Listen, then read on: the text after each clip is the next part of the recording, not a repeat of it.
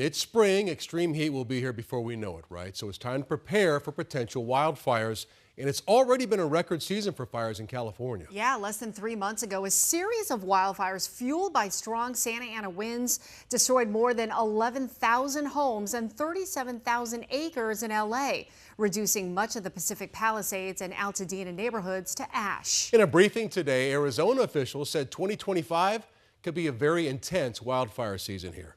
The Arizona Department of Forestry and Fire Management has a challenging outlook as we head into our summer months. 12 News journalist Rachel Cole is here with more on that outlook. Rachel? Hey guys, good afternoon to you. The perfect storm playing into a tough wildfire season ahead. Lack of moisture, zero winter season really, and the ongoing drought all causing concern for our fire crews. Take a look.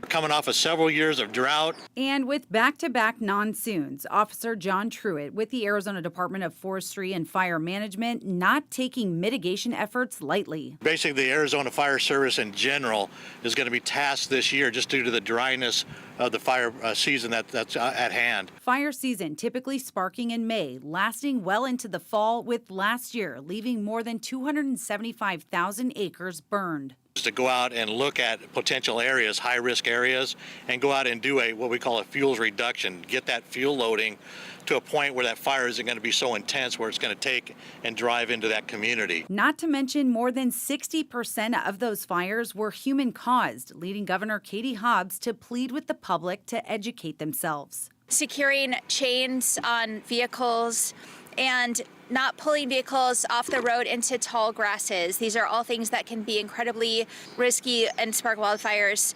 Also, target shooting and fireworks, not things that are allowed on state lands. Adding, they're nearly fully staffed, but all agencies are constantly working to recruit to protect our state. With the competitive status of other agencies, we really need to make sure that we're paying our firefighters top dollar to attract the most qualified folks and have that big recruiting pool available to us.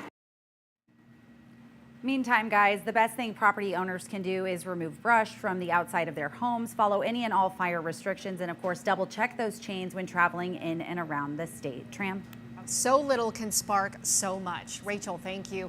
12 News meteorologist Chris Dunn is here now with more on drought conditions as we head into fire season. Chris? Yeah, well, as Rachel mentioned, we had a really dry winter, and our drought situation is not improving. In fact, over 50% of the state is with extreme or higher drought. And this one little finger right here from the Colorado River to Maricopa County, that is exceptional drought. So it has been very dry, and the National Interagency Fire Center issues these outlook advisories. Above normal fire danger from Phoenix back to southeastern Arizona. This is for the month of April. Watch what happens as we go from April into May. This is the high time for fire season. This area actually expands and goes all the way up into Utah and all the way out to the Colorado River. So most of our state is in above normal fire risk.